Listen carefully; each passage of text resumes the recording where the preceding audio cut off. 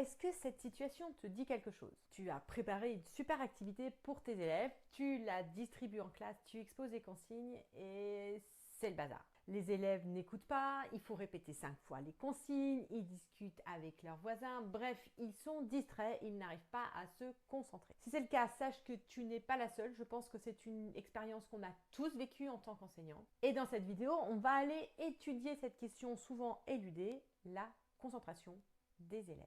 Tu vas voir que ce qu'on a tendance classiquement à faire à l'école, ça amplifie le problème de concentration des élèves. Et à la place, je vais te donner un outil efficace, le deep work. Mais avant de t'expliquer tout ça, on va aller regarder concrètement ce que ça veut dire être concentré, notamment au niveau du cerveau. Être concentré, ça a un rapport avec l'attention. L'attention, tu peux voir ça comme une lampe de poche. Le monde extérieur, il y a beaucoup de choses qui se passent et ce qui va arriver dans le cerveau et dans la mémoire de travail, c'est l'attention qui décide de ça. Un peu comme si tu étais dans un endroit noir et avec ta lampe de poche, tu décidais de ce que tu voulais voir. C'est ça l'attention. C'est la partie de notre cerveau qui décide de ce qu'on pense et aussi ce qu'on va voir. Quand on est concentré, on attend des élèves ou de nous, si c'est nous qui devons être concentrés, que notre attention soit focalisée de façon pleine et entière sur la tâche qu'on a à mener. Ce qu'on observe en plus, c'est quand on arrive à être concentré suffisamment longtemps sur cette tâche, eh bien, on arrive dans un état un peu spécial qu'on appelle le flow. F-L-O-W. Je ne peux pas te donner la traduction en français parce que j'en ai pas vraiment trouvé, mais il faut que tu vois que c'est un état où tu es bien.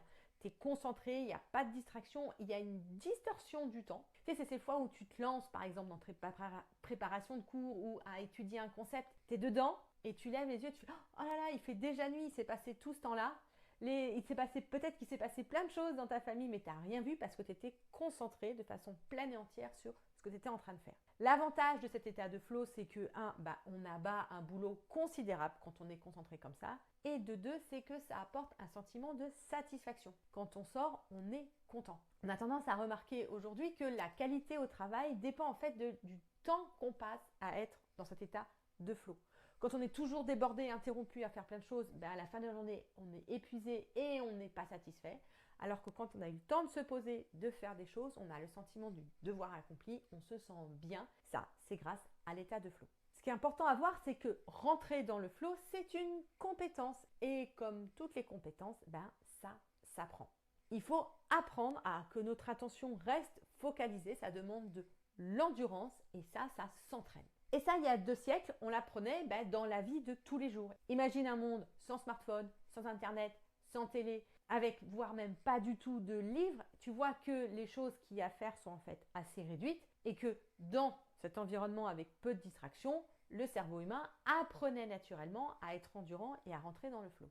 Sauf que tu vois tout de suite que le monde d'aujourd'hui, c'est plus du tout ça. Si tu sais que chaque minute, il y a 300 heures de vidéos YouTube qui sont uploadées, tu vois que le nombre de distractions est absolument énorme. Beaucoup plus que ce que notre cerveau est capable de gérer. Et c'est pour ça qu'aujourd'hui, on rentre dans ce qu'on appelle la bataille de l'attention, où chaque appli ou chaque acteur technologique essaye de t'attirer et de te garder ton attention au maximum. Et c'est pour ça qu'on voit pulluler les notifications sur les téléphones, ou alors les applis où tu scrolles, où l'algorithme te donne ce qu'il pense que tu vas aimer et tu décides en 1 ou 2 secondes si tu veux regarder ou pas. À chaque fois que tu reçois cette notification, ce scroll, la vidéo que te donne l'algorithme, tu reçois dans ton cerveau un shot de dopamine qui crée une satisfaction immédiate. Et le monde d'aujourd'hui a tendance à aller à la course à la satisfaction immédiate. Et on voit bien la différence avec le flow. Quand tu t'es mis au travail, au début c'était difficile, mais à la fin tu es content. Scroller sur les réseaux sociaux, c'est exactement l'inverse.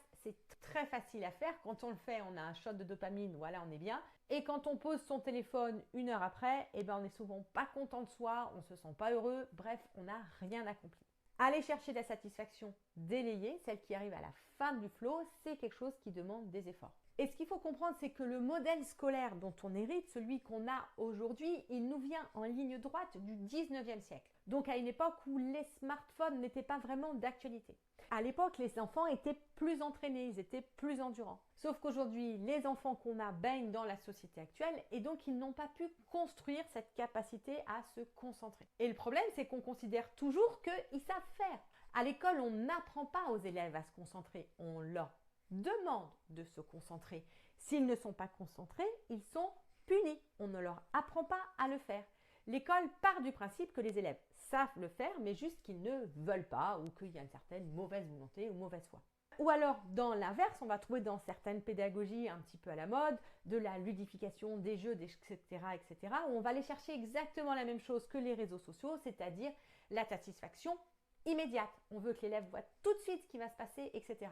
Et on voit que dans les deux solutions, on n'apprend pas à l'élève à se concentrer. Dans la première solution, on apprend à l'élève à faire semblant. Il fait semblant d'écouter un cours, mais en fait, cognitivement, il n'est pas actif, il n'est pas concentré. Ça passe directement de l'oreille au stylo. Pour le jeu, c'est pareil. Déjà, l'élève, il est souvent concentré sur le jeu et non pas sur l'apprentissage. Et le jour où le jeu s'arrête, l'élève ne sait toujours pas comment faire pour apprendre de façon concentrée. Et là, les questions que je te pose, elles vont être un peu difficiles, mais la première, c'est est-ce que tu apprends à tes élèves à être concentrés? Et si oui, comment? Encore plus difficile, est-ce que tu mesures et est-ce que tu connais la durée maximum de concentration de chacun de tes élèves? Puisque c'est une compétence qui s'entraîne, est-ce qu'on sait où chacun des élèves en sont? Kevin, il est capable de se concentrer environ 10 minutes. Melvina, elle est capable de se concentrer environ 5 minutes. Est-ce que tu les connais, ces durées-là? Et enfin, est-ce que tu mesures ce que les élèves font quand ils sont concentrés? C'est-à-dire, est-ce que quand tu as fait ton cours, tu mesures juste ton sentiment de satisfaction? Ah, c'est bon, ils ont bien fait semblant. Ou alors, est-ce que tu mesures ce que les élèves ont réellement appris pendant le cours, grâce par exemple à un QCM? Mon but en te posant ces questions, c'est pas de te culpabiliser. C'est normal que tu ne te sois pas forcément posé ces questions parce que le système ne nous y pousse pas. Ce qui compte, c'est que les élèves fassent semblant, c'est qu'on ait l'impression, mais ce que les élèves apprennent réellement, ça, c'est jamais vraiment mesuré. Regarde le système d'évaluation classique, l'évaluation sommative moyennée. Tu fais ton contrôle à la fin de la séquence, juste au moment où les élèves viennent d'apprendre. On est encore dans la mesure de quelque chose d'immédiat. Il suffit que l'élève révise un petit peu la veille du contrôle pour avoir une note correcte. Satisfaction immédiate. Mais jamais on ne fait un contrôle sur ce qu'on a fait il y a 3 mois avant sans avoir fait des révisions. Et pourtant, ce serait ça qui serait intéressant de mesurer. Qu'est-ce que mes élèves retiennent sur le long terme? Ça, c'est un des effets pervers de ce système d'évaluation sommative moyennée. Tu veux connaître d'autres effets pervers et surtout comment t'en sortir? Je te laisse regarder en description, il y a un lien vers un guide gratuit. Une autre chose qui empêche l'école d'apprendre aux élèves à être concentrés, c'est qu'on demande aux élèves d'être concentrés tout le temps. Quand tu imagines un cours parfait fait par un super prof, les élèves arrivent, ils sont concentrés, ils travaillent pendant 1 heure, ils sont concentrés, ça sonne, ils sortent. Il n'y a pas de bavardage, il n'y a pas de temps mort, tout le monde est à fond tout le temps. Sauf que ça, en fait, c'est pas possible. On le sait aujourd'hui, un cerveau humain adulte est capable, grand maximum, de rester concentré pendant 5 heures. Alors des cerveaux d'enfants, s'ils arrivent à 3 heures sur la journée, c'est un maximum. Or, les journées de cours, elles n'ont pas été construites en fonction de ce que le cerveau des enfants est capable de faire, mais plutôt en fonction des impératifs de la société du 19e siècle. Et donc, on a des journées de cours qui peuvent durer 5, 6, 7, 8 heures, et on voudrait que les enfants ou les élèves soient concentrés pendant tout ce temps-là, ce qui est physiologiquement impossible. Et donc, on se retrouve à faire une demande aux élèves dont les élèves voient très bien que c'est impossible et nous, on voit très bien que c'est impossible. Du coup, les élèves se disent que il n'y a pas forcément besoin d'être concentré à l'école puisque c'est impossible d'être concentré tout ce temps-là. Ce qu'on sait aujourd'hui, c'est que pour pouvoir être concentré, c'est important qu'il y ait des moments où on le soit moins, d'alterner des moments où on va aller chercher la concentration, qu'on va appeler du deep work ou du travail profond, et des moments où c'est pas très grave si on est moins concentré, on va faire du travail plus de surface. Cette notion de deep work, elle a été introduite par Cal Newport dans son livre Deep Work, et il nous explique que le deep work, c'est justement un état de concentration maximum, donc on est dans l'état de flow, et on arrive à produire un travail de qualité en un temps restreint. Et ce que je pense on peut tous observer dans notre vie de tous les jours, c'est que être capable de produire du deep work, c'est une compétence clé dans la société d'aujourd'hui. Comme c'est une compétence clé et que les élèves ne l'apprennent plus dans le monde courant, c'est important que ce soit appris à l'école. C'est d'autant plus important que ce qu'on sait sur le deep work, c'est que c'est l'état qui permet l'apprentissage profond. Tant que l'élève il est en multitâche, s'il se fait interrompre, etc., il peut apprendre, mais ce sera beaucoup moins ancré en mémoire à long terme que s'il est focus, concentré sur ce qu'il fait. Pour pouvoir apprendre en profondeur sur le long terme, il est indispensable de faire du deep work. Pour apprendre aux élèves à rentrer en deep work, la première étape, c'est de leur montrer qu'il y a 2 types de travail de concentration à l'école, le deep work et le travail de surface. et que les élèves doivent savoir à tout moment, est-ce que là, ce qu'on me demande, c'est du deep work, de la concentration intense, ou est-ce que ce qu'on me demande, c'est du travail de surface, où je peux être interrompu, où je peux faire du multitâche, où mon cerveau peut un peu se reposer. Et j'insiste, ce mode de fonctionnement est indispensable à avoir à l'école.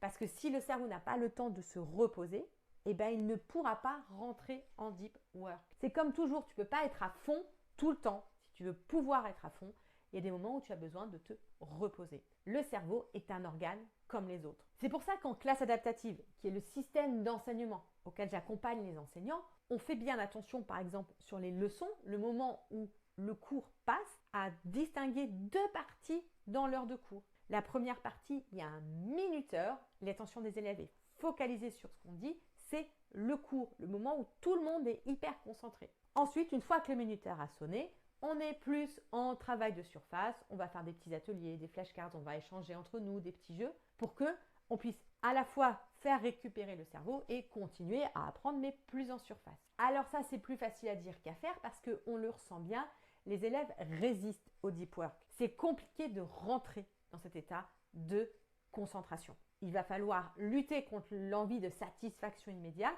pour aller chercher la satisfaction délayée. Donc comment faire pour mettre les élèves dans cet état de deep work alors qu'ils n'ont pas envie et que c'est désagréable? Ce que je te propose, c'est d'amorcer la pompe. Comme il y a une satisfaction à la fin, quand on arrive à faire rentrer les élèves un petit peu en deep work et à valoriser ce qui a été fait, ils vont avoir ce sentiment de satisfaction et ils vont avoir envie de recommencer. L'autre chose à faire, c'est de leur expliquer concrètement ce que c'est que le deep work, qu'est-ce qui est attendu et comment y arriver. Se focaliser sur le processus, leur expliquer comment y arriver et pas sur le résultat, leur demander d'y arriver sans jamais leur expliquer. Pour ça, je propose un travail en 2 étapes avec les élèves. Première étape, travailler sur l'attention. On a vu, le deep work, il est lié à la capacité des élèves à focaliser leur attention sur quelque chose, sur le travail qu'on est en train de faire. Tu peux commencer par expliquer aux élèves ce que c'est que l'attention, comment ça fonctionne et surtout le fait que quand on est focalisé, c'est normal qu'il y ait des idées parasites qui viennent nous voir et que pour rester concentré, l'idée c'est pas de se dire « Oh mince, il y a une pensée parasite qui est arrivée, c'est raté ». Non, c'est de observer qu'il y a une pensée parasite qui arrive, la reconnaître, dire « Ah, il y a une pensée parasite », ne pas culpabiliser, pas de jugement et juste éloigner la pensée parasite en se focalisant ce sur quoi on veut mettre notre attention. Je t'encourage même à entraîner tes élèves à faire des séances de focalisation. Tu mets tes élèves sur un travail où ils doivent être en concentration profonde et quand ils sentent une idée passagère, hop, ils lèvent la main pour dire j'ai vu une idée passagère et ils baissent la main quand ils se sont reconcentrés sur le travail que tu leur demandes. Ce qui est important là, c'est que c'est l'élève qui regarde si les pensées sont là ou pas. C'est l'élève qui prend le contrôle de son attention. Ce qui est complètement différent de ce qu'on fait d'habitude où en fait c'est le prof qui engueule l'élève pour qu'il remette son attention sur ce qui est important.